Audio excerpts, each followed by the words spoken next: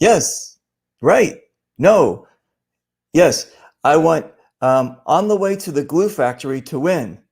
Yes. Fifth race. Yeah, I know they're retiring him, but it sounds like a sure bet. Oh, oops, sorry. Hey, what's up, guys? How you doing? Everything okay? Fantastic. It it is what time is it? It's 10 o'clock here in Los Angeles, 12 o'clock in Chicago, 1 o'clock in New York. London is 6, Berlin, Jerusalem is 8, Moscow, Tokyo is 2, and Sydney is 3 o'clock in the morning. Ladies and gentlemen, welcome to the show. I hope you're having a great day. I always am. To me, it's just attitude. And yeah, it's going to be an amazing show. We're going to be doing some cool shows. I got another show tonight, actually, with Mad Frog. He's a really cool cat. You'll be able to meet him. He's going to be talking about some great things that he's involved with. And let me see, who else do we have coming up? Phil Ramirez is coming up. Oop. We're stuck for a second. There we go. Look at that. We got Phil Ramirez coming up. He's the Texas Brigade commander. We have our autism show that's coming up on Thursday. We got a kids show coming up on Saturday. Crazy. So we're looking forward to all these amazing things. My guest today is a really cool cat that I've met about 2000, I think 15 is when we first became friends. And he's been a big supporter of mine. Be close.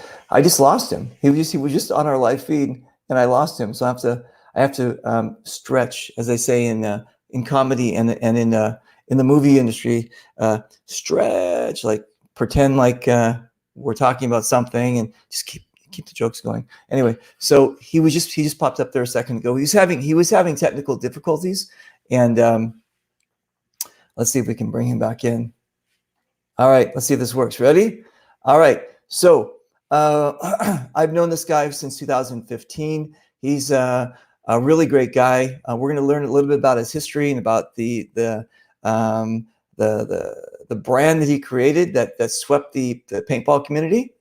And yeah, he's just a really great guy. So let's see if we can bring him in here. Hey, how's it going? Hey, are you using your daughter's headset? I am using my daughter's headset. You got a bit of a lag there. I see. It looks like it's it might be from the as a Canadian. Are we getting a lag in Canada? Because it's like you're like, yeah. What is that? Adidas? What does that say? I have no idea. Anyway, Fade? hey. So tell everybody who you are. I'm Graeme. Created Armagillo about 6 years ago, and avid paintballer, and enjoy doing a bit of traveling to the various places around the US and Canada to play paintball. I like it. All right, that's all the time we have. Thank you very much for coming on the show. And bye-bye. All right, so you guys, listen, I've known him since 2015. The first time we officially met, I'm going to show you a picture of this, right?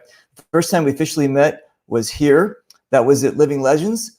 And look how young we looked. We looked so young and like so innocent before. Look at my hair. Dude, crazy, right? So I go, dude, you don't have a Canadian accent. And he goes, no, I'm from South Africa. And I go, oh, wow, that's cool, because half of my side of my marriage family, or whatever, my in-laws are from South Africa, from Cape Town. And so I was able to speak the language with him. I was able to walk the walk and talk the talk. And so we're going to talk a little bit about where you came from and how you got where you are. And listen, I'm a big fan of your product. You know that. I've worn your stuff since 2014. I'm a big proponent of quality wear.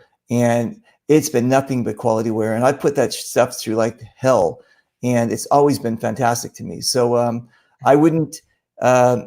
Let me see. How do I say this? I wouldn't have you on the show or be friends with you, or if you're whatever. If your quality wear wasn't working, I wouldn't be lying to our audience out there. So anyway, so listen. So yeah. So you're from Durban or Cape Town or Johannesburg? Johannesburg. Johannesburg. So a lot of people call it Joburg. Yep. Yep. And see, there you go. And if I were to call you up on the phone and I would say, I'd say, hey, China, let's go to the beach. Oak, what do you say? Right?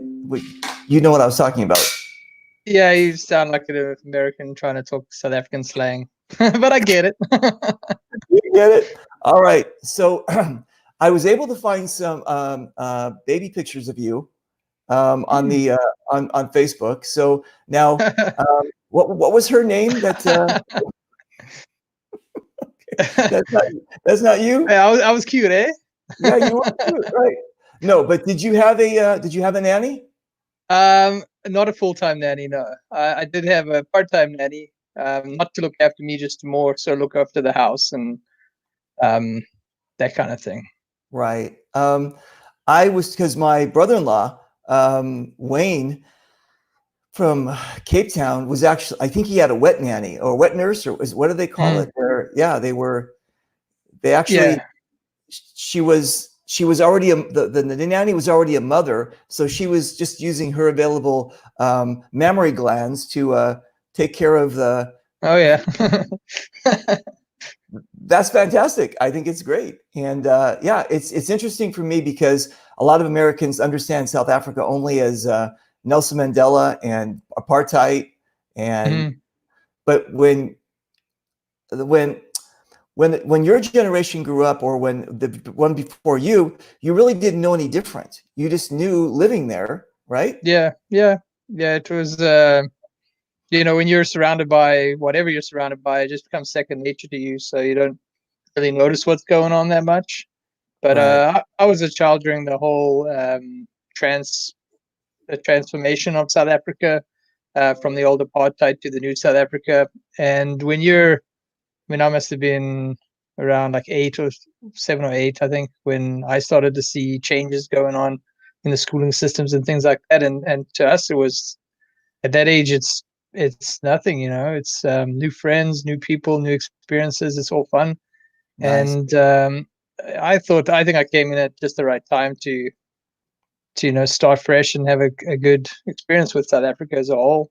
Unfortunately, the crime and violence kind of came in a wave with that old change, and it got worse and worse. And Right. I had to eventually leave the country, which was a choice of my parents. We just got tagged along. But you kind of got forced into that position. Otherwise, South Africa, if I had to explain living there, I feel like it was more your usual, hanging out with friends at school, doing braais, which is our form of a barbecue, and just hanging out outside, playing sports and, doing the usual stuff. There's very little politics when you're a kid, right? Right. Exactly.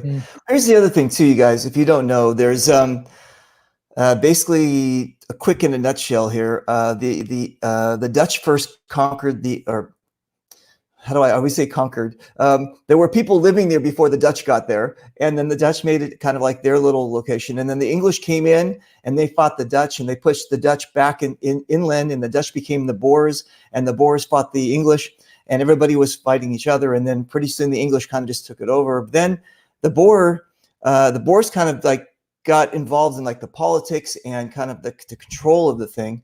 The Boers would be considered basically Afrikaans, which is like the Dutch language mixed up kind of thing. So then when the South Africa that people kind of became aware of, that kind of became a predominantly white Boer or a Afrikaan type of situation. And they started instituting these rules, and what a couple of them were like there were whites, and then there were blacks, then there were coloreds, and colored people were like in between. They were like, they could be from India, right? They could be people that didn't really fit into the kind of the category situation.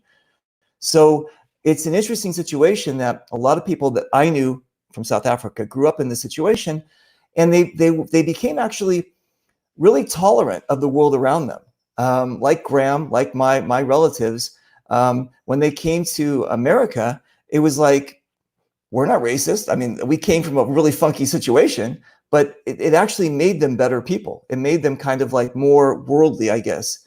And yeah, Graeme has just been a really cool cat. And I always get that sometimes when people go, oh, South Africa. Oh, he must, not this cat. When you get to No, meet I didn't Graeme, get caught up in all that stuff. you get caught up in all that. He's just a really cool cat. He's fantastic. So, okay, so then the family, you guys moved when you were 8 years old?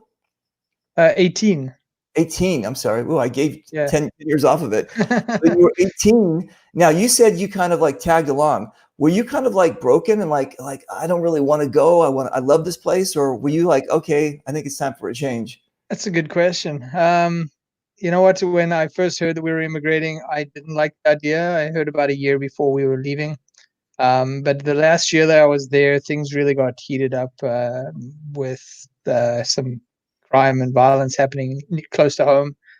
And we got broken into, I think it was 3 times the year that we left. Coming home to guys that are, armed and running out the back of your house with your TV and stuff. And Wow. it's scary. And then I had some conflicts at school with somebody who, was a bully back in the day. And I was one of those, stubborn guys who would stand up to him. And I guess he got expelled, and a year later he came back. He joined a local gang or something, and he wanted to come and prove a point with me. And things got a little scary there. And I was at that point very happy to be leaving the country, so I needed to leave the psycho behind and start fresh. And so it was good timing. I left. I felt great. A lot of my friends had immigrated, and family had immigrated to other countries already. So it wasn't like I was leaving a ton of people behind. I did have, a handful of very close friends I had to leave, but we stayed in touch. But yeah, overall, I'm very happy with the move. I never went back, not even for vacation. Right. It's a long flight, and it's an expensive ticket. There's a lot of other places I'd prefer to visit first. Right. But I mean, listen, you got to go. Did you go Cape Town, London, Toronto, or what did you do? Well, I have family in Holland, so we used to always fly via Holland to Canada. There was one time I flew to Canada on a vacation where we went through New York. But yeah, normally it's Holland to Canada. Dude, that's a long trip, right? Those are just like, South Africa is just, it's at the bottom of the earth. It's like, yeah. Okay, cool. So did you immigrate as a refugee, as a political thing, or it was just open immigration? Open immigration. So we applied, we got accepted, we followed all the rules and came across. Nice. You live in the country for a few years, then you have to do a test, and then you get your citizenship, which we'll just went through, and this was all pretty routine. Did you do the maple syrup test where you had to see which one was thicker? Is that the test you had to? I wish. There's a whole bunch of questions, some good ones, some stupid in my opinion, but Wow. it was funny because I was getting these questions which are all about the country I'm immigrating to, and I'm surrounded by Canadians who grew up here and had no idea about the answers to any of these questions. Like, come on, man! I gotta know more than you guys when I'm finally a citizen here. Damn. Listen, I think especially in the States, a lot of people that become citizens here, they know a lot more than the born here people, because they have to learn about Parliament. I'm sorry, so that's you guys. They have to learn about our government and all that kind of stuff. And you're right. They'll ask me a question. I go, Senator who? What? I don't know. So yeah, it sucks. But all right. So the family business in South Africa, what was that? I didn't have a family business over there. My dad worked at a chemical factory, and my mom worked at also a chemical lab kind of thing. I guess she did quality control testing. I was still in high school. I graduated high school just before immigrating to Canada. So yeah, there's not a ton of small entrepreneurial business in South Africa. There's a lot more established companies and people working for those. When it came to Canada, just like the US, there's a lot more opportunity for entrepreneurial ventures. Right. Okay. The reason I'm asking that is because when you guys landed, you weren't dishwashers and like, you guys had that entrepreneurial spirit. And there was something that I don't know. I mean, again, your parents worked in not an entrepreneurial job, and all of a sudden, bam, you guys hit the ground, and you weren't like, well, let's go on the dole or something like that. You guys are like, shh, like this, right? So what happened Yeah. when you guys did here? So my dad immigrated a couple months before we did, so he could set up a place to live and get some income. So he landed and started looking for work and got a job as a consultant because his previous job, he was a general manager of a large facility. So he had a lot of business experience. And so he was pretty well suited to consulting. But if anyone's done business consulting, there's a lot of travel. So he was traveling to the US, Canada, all over the place. Didn't see him a whole lot the first few months. I'm not exactly sure on the timeline. I think it was about a year. He ended up getting a consulting job for a security company in Canada, hired out of the franchisor, which was in Buffalo. And they were so happy with the work he'd done there that they offered him a position as a GM for their security company. And then he started working there and saw some opportunities since it was a franchise business to open his own franchise, which he did, and ran it for about 5 years before buying out his partner and then sort of turning it into a family business. So That's my thing. Yeah. I yeah. mean, dude, you weren't sitting around in the park going, what are we going to do now? This is like, you guys, you have that spirit. That's what I'm saying. There's something about you that has that, like, what I'm saying? Mm-hmm. You don't take no for an answer, even if you're going to back down from a guy in a gang. You don't take no. Well, I wasn't backing down until he came here with a firearm, but With the firearm. Then you got to a little different. I think you win that one. Okay. And the other thing too is you came to Canada when you were 18 and you basically went through senior high school again. I did another semester of Canadian high school just to meet people. So Right. I was that dreaded distraction for all the guys trying to graduate.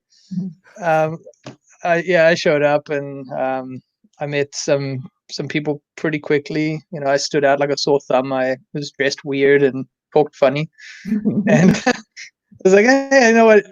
I'm just here kind of to meet people, make some friends." So one girl's like, "Oh, you want to make friends? Have a party." I'm like, oh, "Okay, tell everyone there's a party at my house this weekend." He's like, "Really?" I said, "Sure, yeah. Just tell whoever." So I ended up having like 100 people at my house on Saturday. Oh, nice. Parents are like, "What the hell's going on?" You're very popular. Very cool. It worked out pretty well. Then Nice. you toned down the parties a little bit after that, and I just enjoyed Canada. People up here are really friendly, that, and Yeah. got good beer, and it was fun. Yeah. We've got some hellos from Canada. We got Dave Patton. Let me see who we got. We got Archangel. He wants you to bring back the ruin bandana. Yeah. We got Wolf says hello. Hey, Wolf. TJ from Paintball Explosion. Of course. Of DJ, course. what's up? We've got I think Holland, and let me see. Nice. So you said that you have family there, right? So that kind of makes sense. So that means that you're not an English. You're Afrikaner on both sides. No. So I'm what do we say? Second generation South African. So my grandparents weren't like they both immigrated. From So my where? grandparents on my mom's side immigrated from England, and they came to Zimbabwe actually, which was Rhodesia at the time. And then my dad's parents immigrated from Holland to South Africa. So yeah, we don't have a long history in South Africa. Right. But then they all immigrated back to their original countries, and I would go visit my grandparents and aunts and uncles and cousins in Holland, Heemskerk. Nice, nice. Listen, William Gordon says that Canada is better with you in it. Oh, thanks, William. Isn't that nice? Paintball's better with you in it. Dude, Leon West from South Africa. Hey, look at I that. know, Leon. Hey, Leon. Teddy Bear. Look at this. Afrikaans. The first time I learned about you guys before my relatives came into my picture were it was Lethal Weapon, right? And that was like the first bad guys, the first white bad guys, and they were like diplomatic immunity because we of the Afrikaans with Afrikaans, and then they started saying they didn't like his black partner, so they're calling him. Never mind, I don't want to get in trouble. You're a kefir. And I'm like, what's that? Everybody's like, what's a kefir? What's a kefir? And everybody's like, there was no Google back then, right? There was no like internet. So we're all like trying to look through the encyclopedia. I'm like, what's he saying? Like, what's he saying? He's calling him that. Anyway, oh wait, what is this? I saw him in the movie Blood In, Blood Out in the background. Were you in the background of a movie? Not that I'm aware of. No. Okay, cool. All right. I wish. All right, cool. So you let me see. Were you playing our amazing sport in South Africa?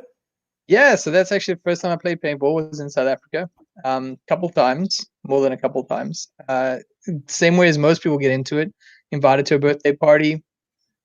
Went back then. That was the mid-90s. So we showed up at a forest, and this van pulled up and opened up the back doors, and everything was in there in the back of this van. And then, and then we just get all our rental markers with those little masks that just cover your nose and mouth, and off we went. And it was a ton of fun. It was still one of my favorite fields. Not technically a official field, but right. They had names for everything. Like you had the Vietnam, and you had Hamburger Hill, and all these things were named up. I remember shooting up the pro really badly. Unfortunately, he was on my team. Oh no!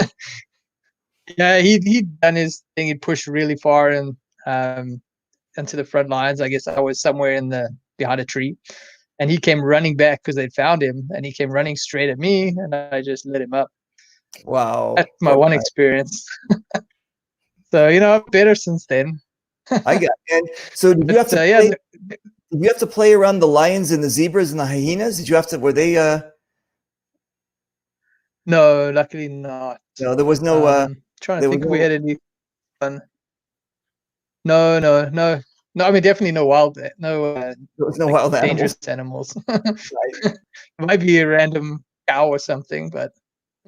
All right, and so then you come to the stage and you're gonna like pick up paintball again. I mean, did you seek it out? So in South Africa, like most things, if you really like something, I was also really into line skating at the time, and with the South African rand versus the US dollar, it's just unaffordable. So I would have loved to buy a paintball gun, but it was just not an option for me. I could not afford it at all. I was high school. I wasn't making any money really, and even if I was, it would be a very expensive purchase. So when I came to Canada, it didn't really come to mind. None of my friends played paintball, and I tried to find outdoor fields because I wasn't a big fan of indoor fields. I found them very cramped and hot and dark, and I just wanted to be outside and what I was used to. So I didn't play any paintball. There weren't a lot of outdoor fields. I couldn't find any that were within walking distance. Obviously, I wasn't driving at the time. And eventually I got engaged, and I decided to have a bachelor party at a paintball field and play some paintball. So I did that, and that's it. I got hooked again, and one of the friends who was at my bachelor party, he said, if you want to get into this, I'll get into it with you. And him and I went to the local field to go just play some paintball, and we had to arrive there on a scenario day, when we never even knew these things existed, and suddenly there's people there, and it was incredible. And I was hooked. Wow! So when did you go from a rental player to this thing? Fairly quickly. Actually, I bought a paper. I kind of lied a little bit there. When I came to Canada, I one of the first things I bought with one of my early paychecks was a paintball marker. Um, but it was a Spider Extra, the baby blue and chrome one. I played with it maybe 2 weekends, and then it just sat in my closet for a while. So I was always using that until I got more serious into it.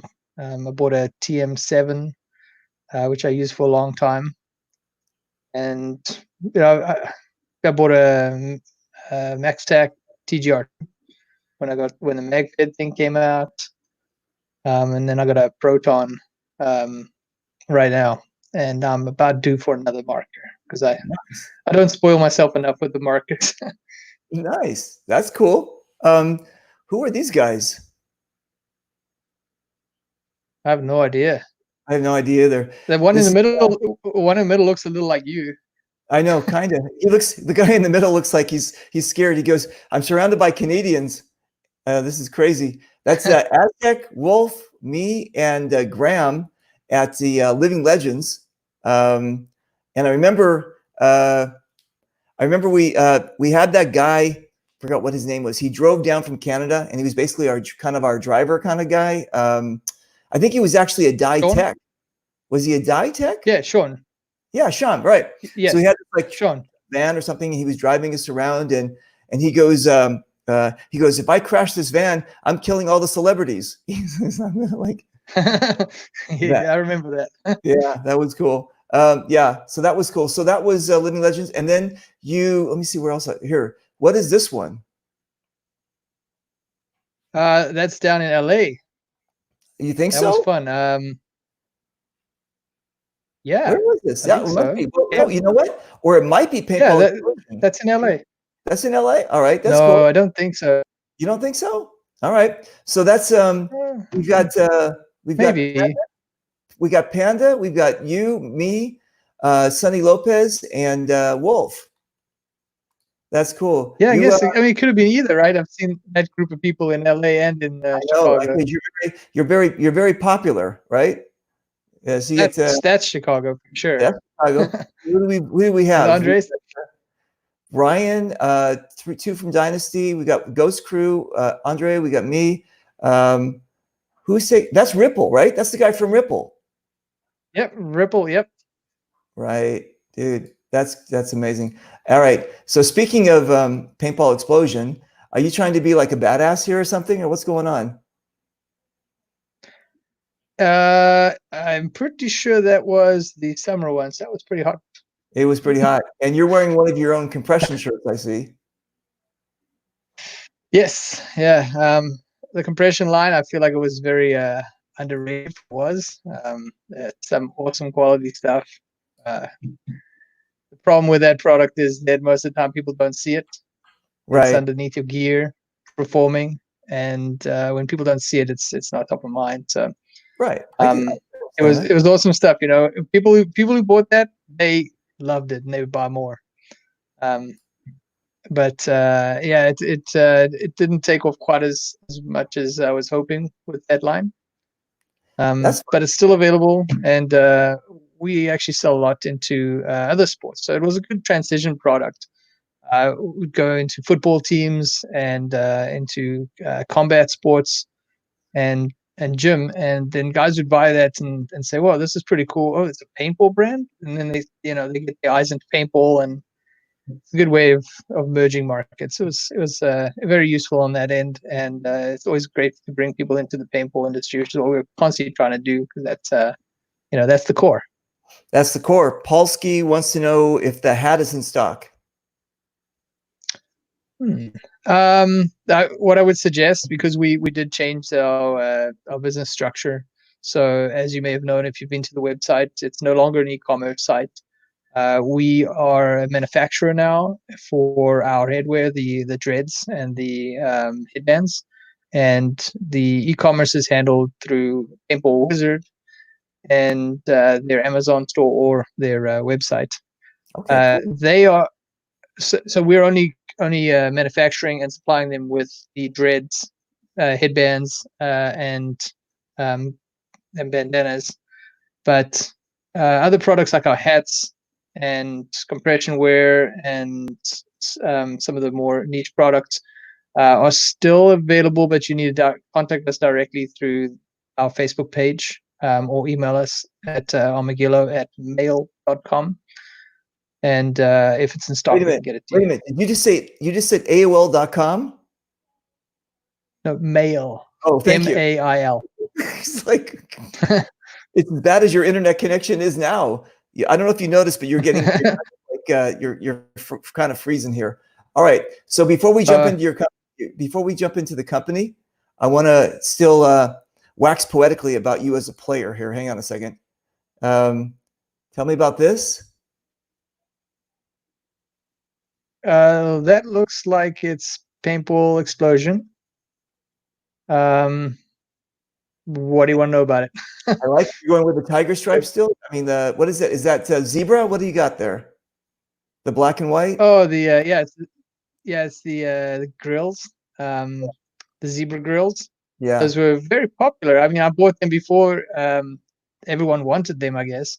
I just saw it. I said, hey, this works well with my logo because it's stripy like my logo. I'll just buy it. So I bought it for like $90 or something. Bought some lenses for it because, the lenses, geez, you go through those things.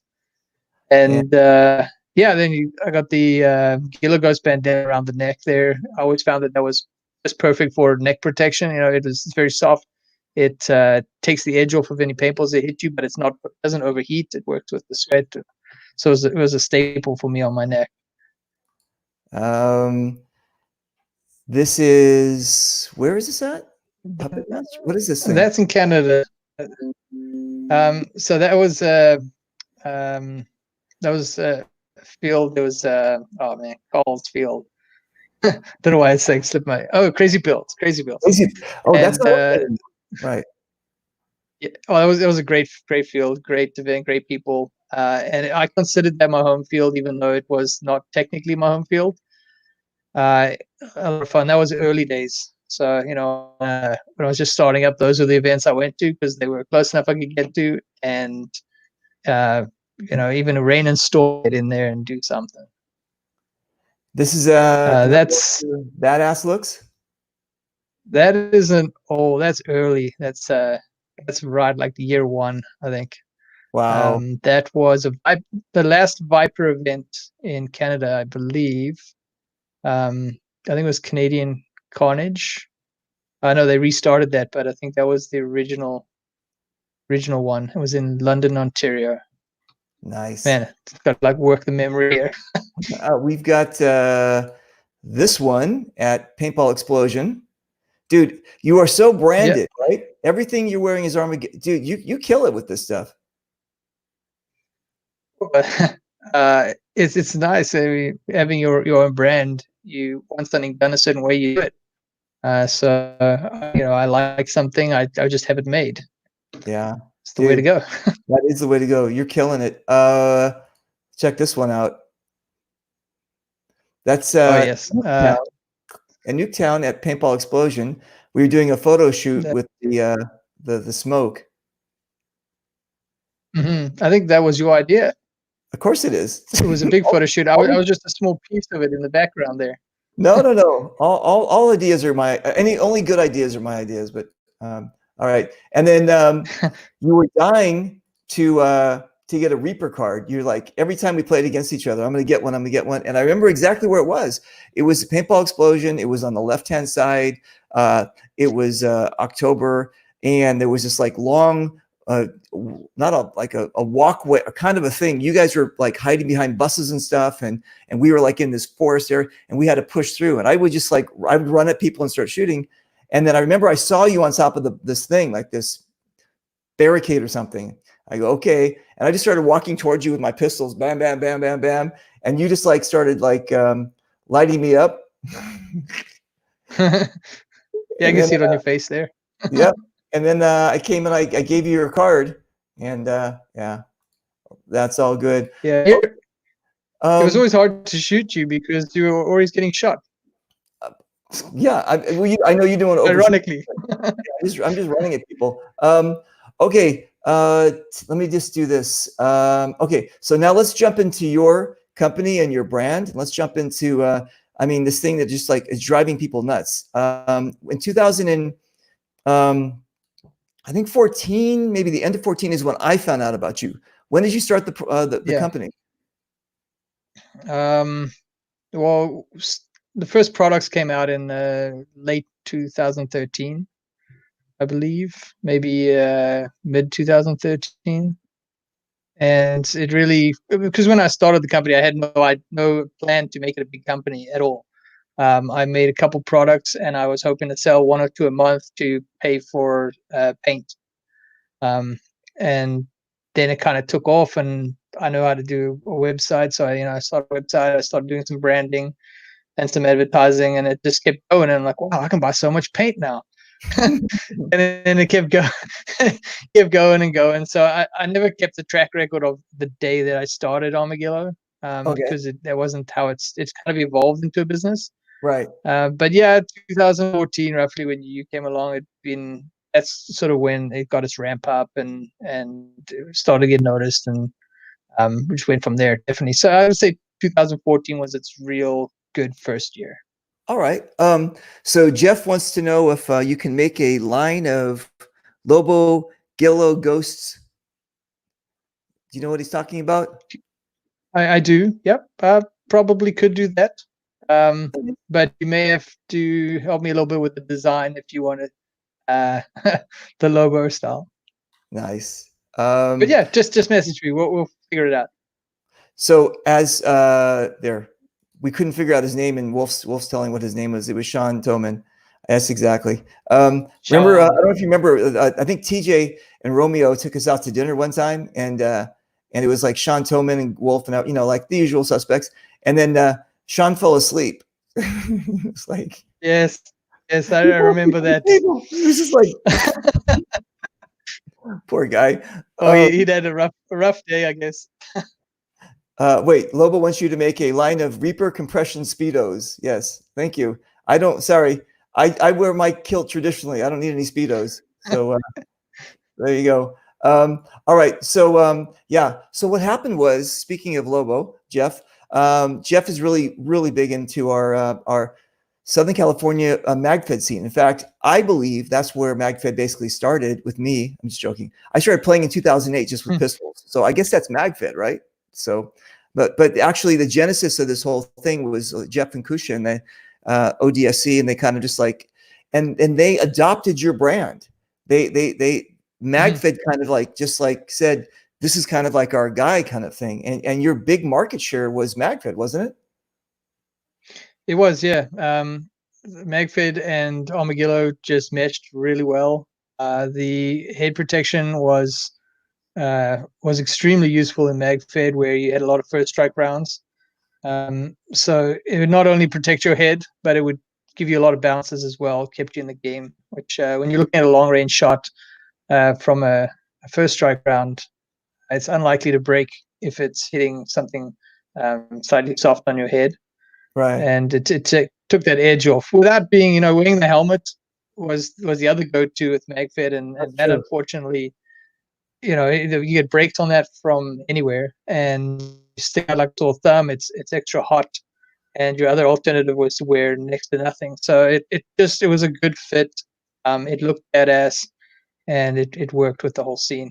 It did. I called and also actually. Yeah, the original Armagillos were designed for camouflage as well. So all the original Armagillos were camo colors, either forest or arid, and that just didn't appeal to speedballers at all. So that's where MagFed just picked that up as well. It's kind of ghillie that you could wear on your head. That also gave you the protection, but help you hide in the woods. So there was a lot of like core progression that came out of MagFed. I like it. I used to call the dreads like first strike catchers, because they had so many like little holes, and sometimes like the first strikes would get stuck into the dreads, and you just pick them up and reuse them. It was kind of cool. Yeah, I've seen it. I witnessed it. Okay, and this is more of your like. I mean, you kind of did this thing where you were trying to do a it's practical wear, but then also stuff. I mean, I'm not saying you can wear this outside. Well, maybe you can now with the Corona, but I'm just saying you actually made a really nice kind of line too, where I wouldn't mind wearing one of your shirts. You know what I'm saying? Outside of playing paintball, but the look that you're going for is really kind of like a really kind of cool classic kind of. I like the dreads on this one. There's your grills kind of thing. This is a really nice shirt. They've got the gloves. Yeah, you killed it with your marketing, brother. Thank you. Thank you.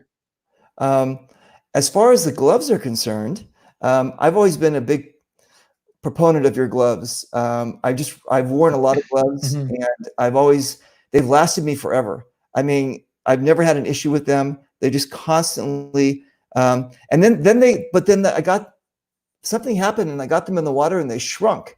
So I don't know what happened with those are your those are your gloves. Looks being like shrunk. everything shrunk there. Exactly. That's Red Silva at Hollywood Sports. He was doing a photo shoot, and I go, "Oh, that's kind of cool." So he shrunk everybody down. So I thought that showed you that your gloves work at all sizes. There you go. How's that? That's cool. Nice. So here is the basic bandana. This is your camouflage one, right? Yeah, that's the Elite bandana multicam. That was a core item for us. The Elite bandana was one of the pivotal point of Armagillo becoming a big company. The original Armagillos were one-piece unit. This allowed us to make it modular, and you could you configure it the way you needed it to be, thick or multicolored or however you wanted to do it. That headband allowed you to do that. And the cool thing about it is that was it. The headband opens up so you can put the dreads inside if you want to. If you don't want to, exactly. If you want to have something maybe like cool like this one, right? That maybe you just want to wear like this. Exactly. So you got your own dreads there. I've got my own dreads. I don't need yours, and I've got my my headband that I love. I just love that headband. That's amazing. But it's a great headband. It's well constructed. And again, if you guys want to, you can buy it just to wear it like that, or you can actually put the open it up and put the dreads inside, it's just amazing. And then we talked about this. You went with the compression, right? You tried doing that. Yeah. We sold a lot of it, but it was just not that appealing to the market that we're in. People want things that they see on the outside. So that's kind of the feeling we got. This one too, right? Yeah, now that is an awesome product. That is actually, that's you without your head and hands, right? It is. Yep. It is. Yeah. I don't mean to brag about your physique, but no, actually, my kid when he first started getting into paintball, he was like 10, and he's like a skinny 10-year-old, and we went shopping for what are we going to wear, and we went to a little like a sporting goods place, and they had Under Armour, and they had like these like the model with the big everything, and my kid thought if he puts that on, he's going to be not the baggy thing. But it didn't work out so well. He had figured out quickly. What do we got here? So those are the compression pants. Yeah. You know what's interesting about those? So if you know anything about compression manufacturing, you'll know that it's all done. Most of it's done in China, and they're the ones that have the machines that can knit the fine fabrics like that. So when it comes to compression wear, just like Under Armour, Adidas, and all that, smaller companies, most of the time they're rebranding, or not rebranding, but the word escapes me now. But essentially, you're picking a product that already exists, right, and they make it with your logo on it. Nothing. The trick is to find a manufacturer who does that and keeps good quality, because that's where the thing comes in, is how good is your manufacturer. So we found one of the best manufacturers, in my opinion, for that. They do a lot of the bigger companies, and you pay a little more, but you get a good product. And what was interesting is I recently I follow bodybuilding, and the Mr. Olympia for last year, he posted a training video on his Instagram, and he was wearing those pants under a different logo, but it was the exact pants. And Seriously. I thought it was pretty cool. I mean, you got the best in the world wearing those pants, and it shows that it's a good quality product, even if it's not our brand. It just seems that's why I'm a kilt guy, because it just seems to let me see, how do I say this? Compressed. It's like it would be, that would be like, that would be a lot. Maybe, I don't know. Well, Maybe. those ones don't have a pouch, so they won't be that restricting. Okay, I got it. What were you going to launch at one time? So we had the Beast collection, which is still one of my favorite things about the brand. A lot of people agree with that. I think people love the Beast collection. It was just a personal favorite of mine and something I enjoyed doing. It wasn't. It was a labor of love. Those come up with these cool designs, put them out there, limited quantities. There you got 1 of 20. And yeah, I mean, that's something I still want to do a few more of those. It's a little trickier now that we moved into big batch production, but I'm hoping we can still get a couple more of the classic elite style Beast collection headbands out. I kind of like the complete coverage. Again, you put your mask on, and that's pretty good coverage from the forehead. You know what I'm saying? Like you're pretty well. I don't think anybody's gonna, like, unless you run under a building and someone shoots you in the head, the top of the head. This looks like really great coverage. Yeah, the dread wrap. You're referring to the dread wrap design in itself. Yeah, that's what I use. That's exact one that I use there. And the difference is it's slightly thinner than the elite headband, padding wise, but it definitely is more forehead coverage on it.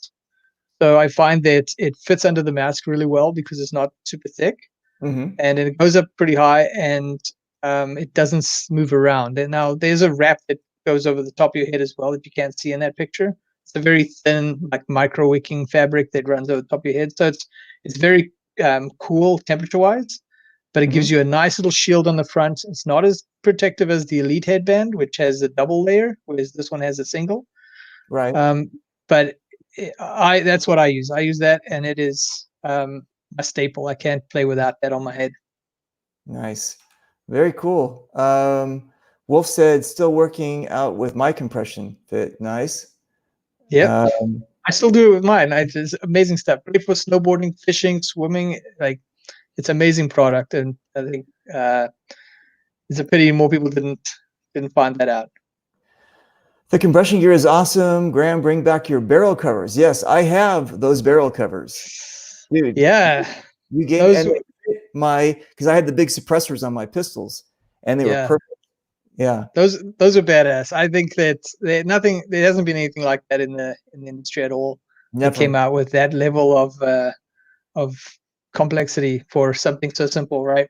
Dude, the unfortunate thing is those were so labor intensive.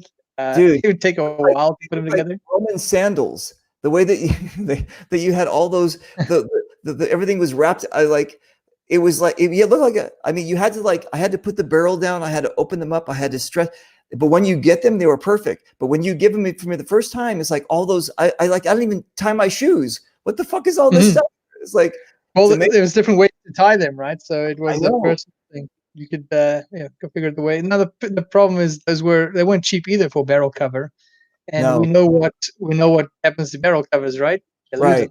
You lose them. So I would get these emails from guys and say, you know what, I just bought this and I played it the one time and I lost it. I'm so upset, and it's heartbreaking because you don't want to hear that people are having these things stolen or lost, and when they've paid, I think it was $20 or so for those before shipping. It's not it.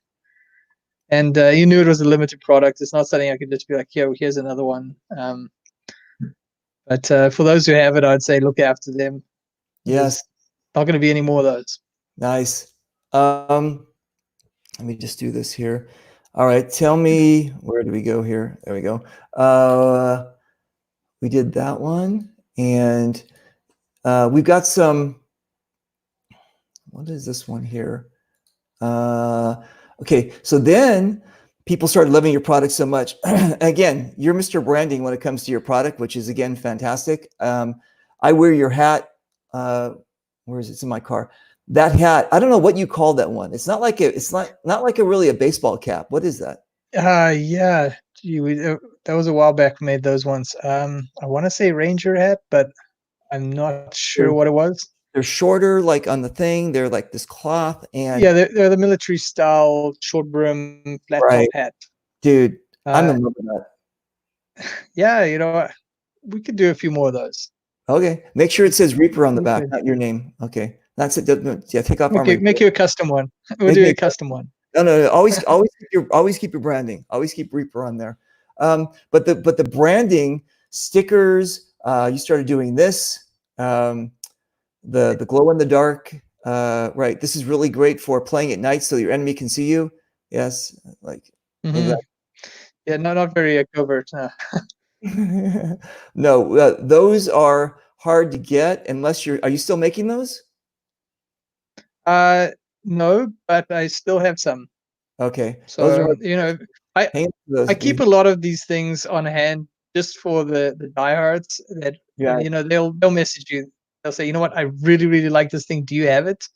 And I right. save a couple for those people, and then yeah, we get it to them. Those are great. Those are really great patches. Really well made. I love that. Did we show you? Did I show you this one? What's this thing? Yeah. So this is one of the earliest photo shoots. Actually, it's the first official photo shoot for Armagillo product.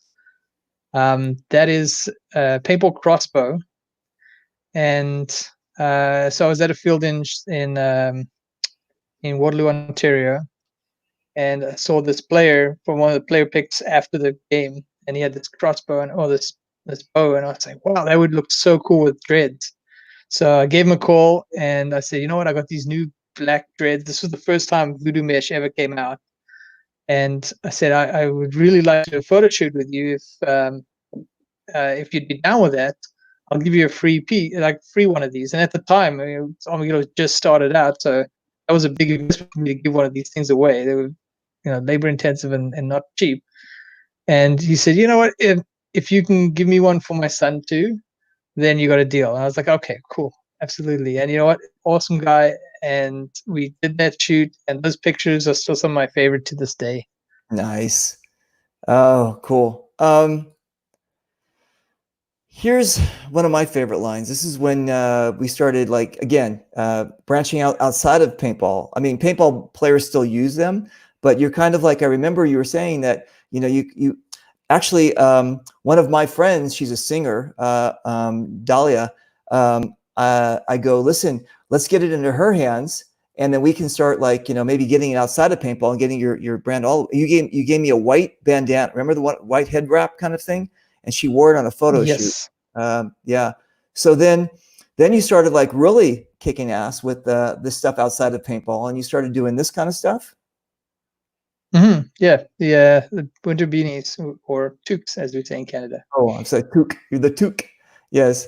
You know what? Is there a difference between a toque and a beanie? Is a toque thicker than a beanie, or what? Are they just all toques straight across the board? That wasn't on my Canadian test. I don't know. It wasn't on the maple syrup test. Yeah, so I don't know, you guys. Listen, in Canada they call them toque, and I think it's a French word for beanie. So I got no idea. But is that beautiful or I what? don't know. I always see the toque as the one with the folded up, and then the beanie as more of a skull cap. But that's just me. I don't know. I don't think there's a rule. So I've got this, There's and probably a rule. actually during winter time I do wear mine. I really love my Armagillo stuff. You guys, you kill it with this. I mean, listen, I'm not usually a label kind of guy. Actually, if you guys see me, you all know I'm with GI. I'm not wearing like a big GI flag kind of thing. I just, like, I do what I do as my clothing. But your product is one that I wear outside and inside of paintball. And I'm like, I didn't cut off the label. I'm proud to put the label on the front of my head and say, yeah, this is kind of cool stuff. I appreciate that. You're welcome. What's this? So luggage tags. That was a fun little project. So I found that, paintballers, everyone travels. Even if you're, just driving, you gotta travel to play paintball. Fields are not close together. And we figured no one's got a luggage tag. Geez, that would seem really obvious to me, to put out a luggage tag. So did those. Mostly just gave them away. See people at the fields, toss them out, hand them out. Those are good quality luggage tags. Nice. No, they are. I'm very happy with them. I have them in all my bags. I have them on my bags too. I love mine. In fact, Mhm. I was almost hesitant to put it on my bag so I wouldn't lose it. Not the bag, but the luggage I do tag. have. I do still have a lot of them. So if I got All right. hundreds, so I Nice. had hundreds made. I don't have hundreds left, but I still have a bunch. Nice. All right. So tell me about this product. What are we giving away today? What are we gonna give away to some lucky viewer here? You have something cool? Nobody told me about a giveaway. I told you about a giveaway. It was in the notes. He said you can only come on the show if you give somebody something. You come on, making me look bad. No, I'm just joking.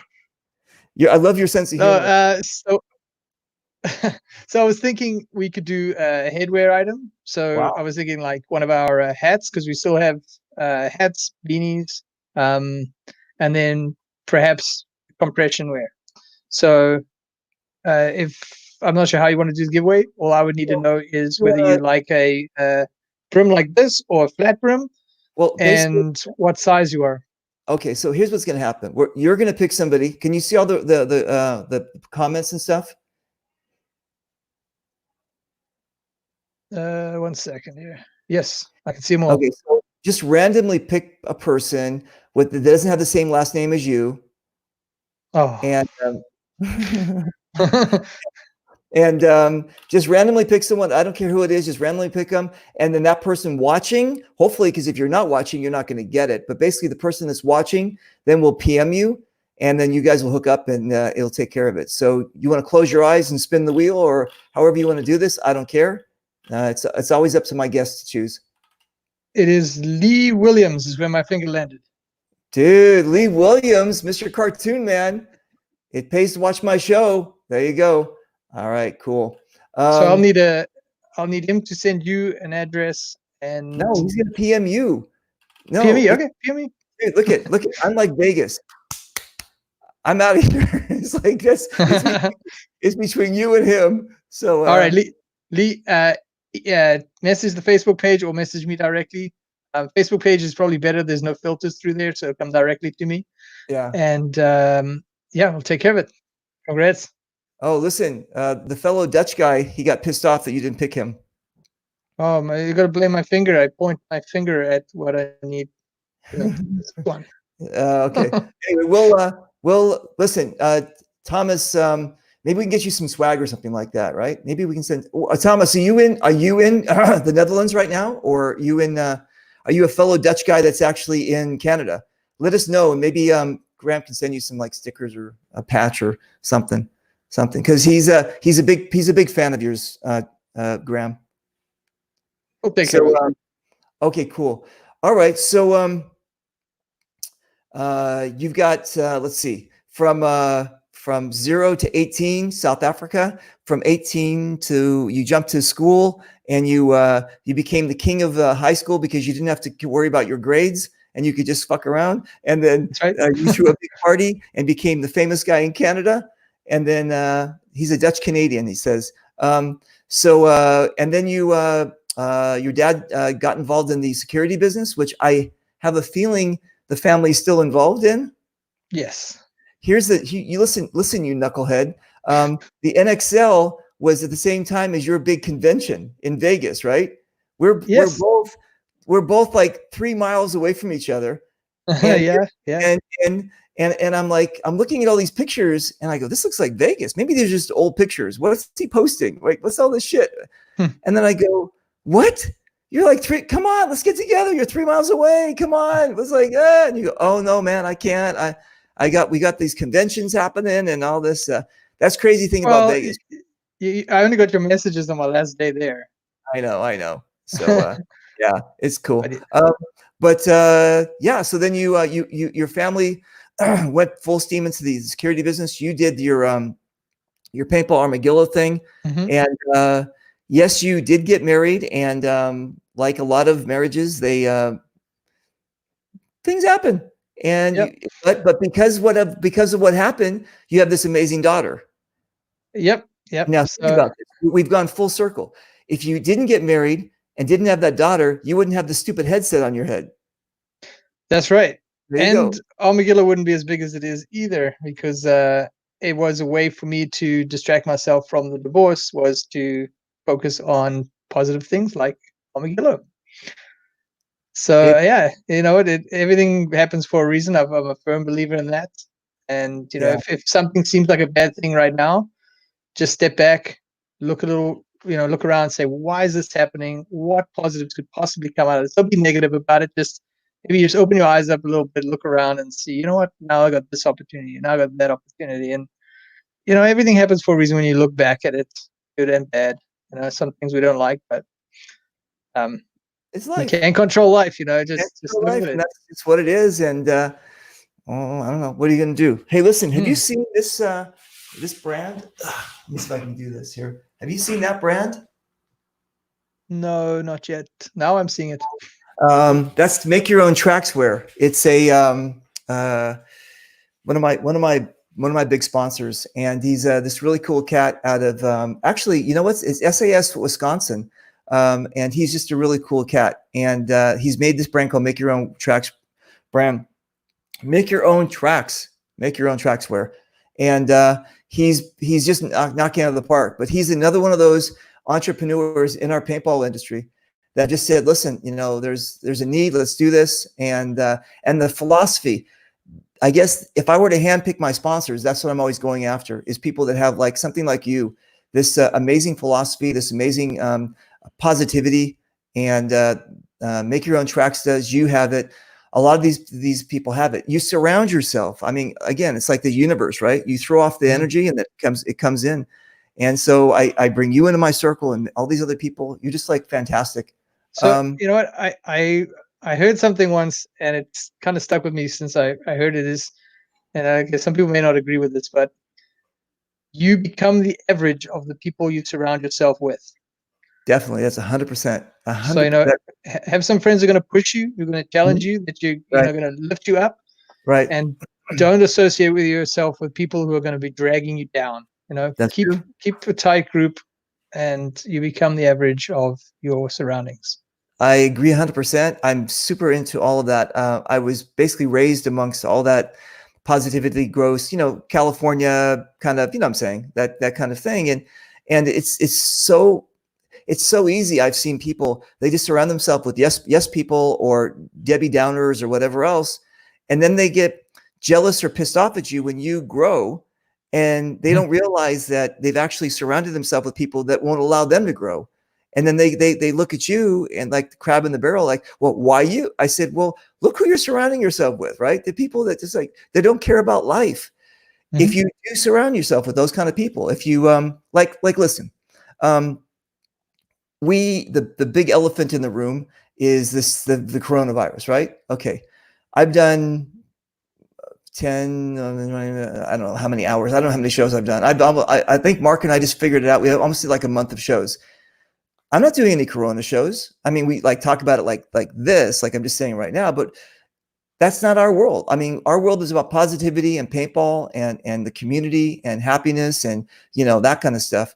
And I Mhm. watched podcasts that are like, I'm like, "Ugh, I see enough of this on CNN. I don't want to, you know what I'm saying?" So again, my philosophy has always been about bringing cool cats like you on and just saying, we're still in it. We're still having a great time. We're still we're still paintball strong, right? We're still doing our best to keep our spirits up, and we're looking forward to playing.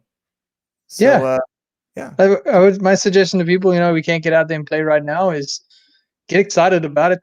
You know, maybe tweak your get up, your setups, if you aren't already. I mean, come on, that's part of paintball, right? Is setting up. I'm gonna have this woods ball set up. I'm gonna have this speedball set up. I'm gonna and you build that, maybe organize it, get yourself onto something that keeps you occupied and gets you excited, and don't get down over not being out there. It'll come, and when it comes, it'll be amazing. I agree 100%. And if you guys listen, do me a favor. If you keep on thinking about how bad the corona is and how bad if our paintball industries are going down listen, I'm going to have this guy come to your house and he's going to yell at you. Okay, this is Mr. Nasty. Hey, be positive. What are you doing? Stop thinking that way. I don't know. Do you know who that is? Mr. Nasty? Mr. Nasty. He's part of our show. He was with the 313 Mutants, and he was so, when we do our show, we have all these squares that come up, and he had really a bad internet connection. So every time he'd pop up, he'd be like, so we caught him at a good and we made him famous. They're making T-shirts and everything of him. He's just that's how it works. This is the world. Well, I'm a star maker there. All right, it sounds good. Okay, my brother, listen, do we cover all the bases? Do we think we hit everything? Did I miss anything? Anything coming up you want to promote or talk about, or what do you got? We're just keeping on trucking, and like I said before, if you are looking for Armagillo products, it's just, you can go to our website. We have the links. It will take you to the retailers. But everything should be available in stock. And you know what? If there's a specific item that you can't find, don't feel shy. Message the page. I'll always give you an answer. Sometimes it won't be right away, but you'll get an answer, and we'll do what we can to take care of you. But thanks for all the support, and I just enjoy the community and just the friendship of it all. That's what I'm here for. Business is secondary. I like all the friendships and the traveling and what people brings to the table. Couldn't have said it better. Congratulations on that. Okay, cool. So don't run off. I'm going to end the show. We're going to hang out in the green room and chat for a minute. But let me just get one more last comment. Let's see what we got here.